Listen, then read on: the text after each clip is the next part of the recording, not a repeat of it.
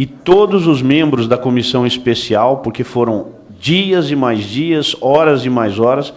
O trabalho de vocês é elogiável. O que vocês estão fazendo pelo povo brasileiro, não é pelo Brasil, é pelo povo brasileiro. É para bater palma e dar parabéns para todos vocês. Obrigado. Obrigado, deputado Tadeu. Obrigado pela gentileza. Sempre que for elogio, a gente renova o tempo um pouquinho. Brincadeira. Com a palavra, o deputado Rui Falcão, pela liderança do PT, tem o tempo de 7 minutos, e depois o deputado Sérgio Vidigal. Senhor presidente Marcelo Ramos, senhor vice-presidente Silvio Costa Filho, deputados, deputadas, nesse momento em que inicio minha fala, o ministro Sérgio Moro depõe no Senado Federal. Como oferecido que foi, tergiversa, mas não consegue disfarçar a sua parcialidade como juiz, a sua seletividade nos julgamentos e sua atividade política que não poderia existir como juiz. Fala de um legado do combate à corrupção que nós todos sempre combatemos também, inclusive com instrumentos efetivos no governo Lula e no governo Dilma. Mas que legado nós temos além disso? Uma eleição fraudada, a democracia em frangalhos, a economia arruinada, engenheiros e profissionais liberais convertidos em motoristas de aplicativos.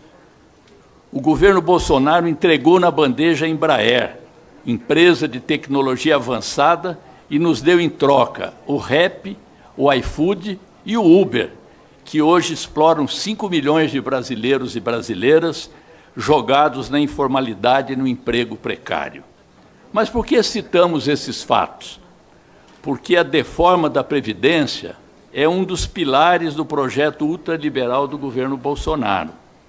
Um governo das classes dominantes, esses grupos que, em conluio com a grande mídia, setores do judiciário e da alta burocracia do Estado, desfecharam um golpe continuado, inicialmente travestido no impeachment da presidenta Dilma e seguido pela prisão e interdição do presidente Lula para excluí-lo do pleito de 2018 e abrir caminho para a eleição do presidente Bolsonaro.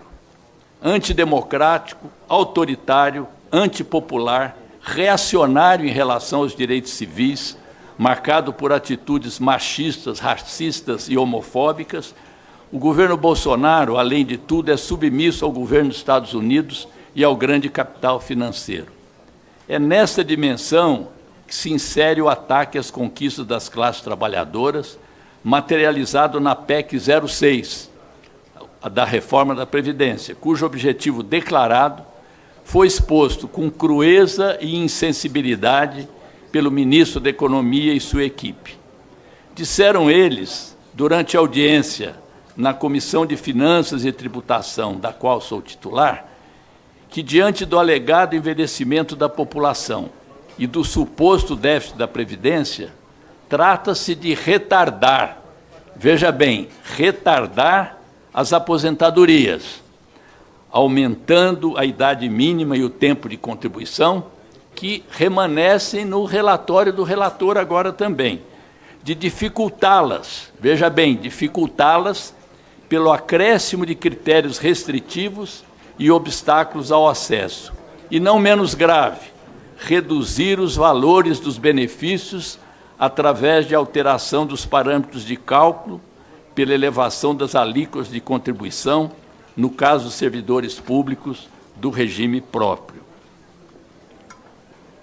Não quero aqui enumerar todos os prejuízos que essa reforma traz, concentrando 80% da suposta economia de 1 trilhão nas costas dos trabalhadores do regime próprio, o nosso INSS, aqueles que ganham, em média, de R$ 1.300 a R$ 1.400. A desconstitucionalização que prevalece, o aumento do tempo de contribuição e a mudança na forma de contribuição da aposentadoria rural, as duras regras de transição. E costumam me perguntar sempre, para além dessa crítica que fazemos, que é uma crítica estrutural, se existem alternativas. E nós dizemos que existem alternativas mais justas, fiscal e socialmente responsáveis do que essa proposta de demolição da Seguridade defendida por Bolsonaro. Do ponto de vista da Seguridade, precisaremos transitar para um modelo de financiamento baseado, desse modelo que é baseado nas contribuições de trabalhadores e empregadores, para um modelo com menos encargos trabalhistas e mais impostos progressivos.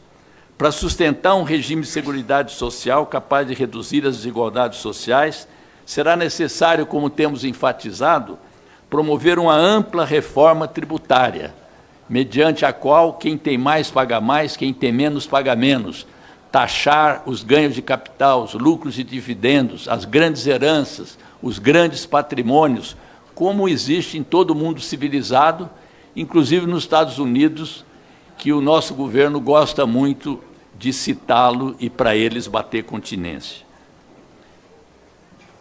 Para isso, além da reforma tributária, revogar os incentivos adversos gerados pela reforma trabalhista de Temer e criar novos empregos em setores de maior produtividade, incentivar a formalização e ajudar no financiamento da Seguridade.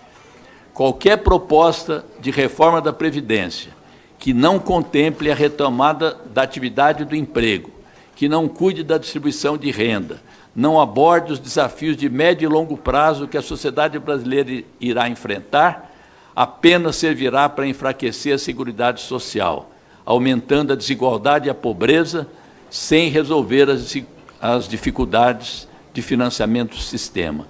O combate aos privilégios, que ainda restaram em nosso sistema previdenciário, e que o relatório nem a PEC atacam. Esses privilégios remanescem, em particular, em alguns setores da alta cúpula do funcionalismo público, para os quais é imperioso votarmos uma lei do teto.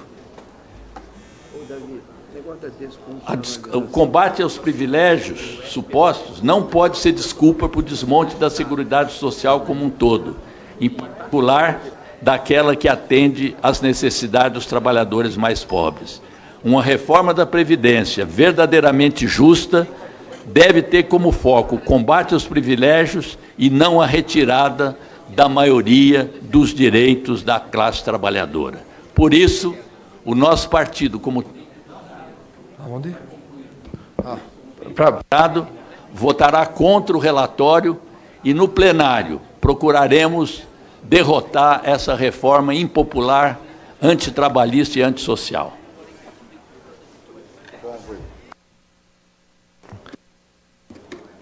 Com a palavra o deputado Ivan Valente. Perdão, deputado Ivan, eu queria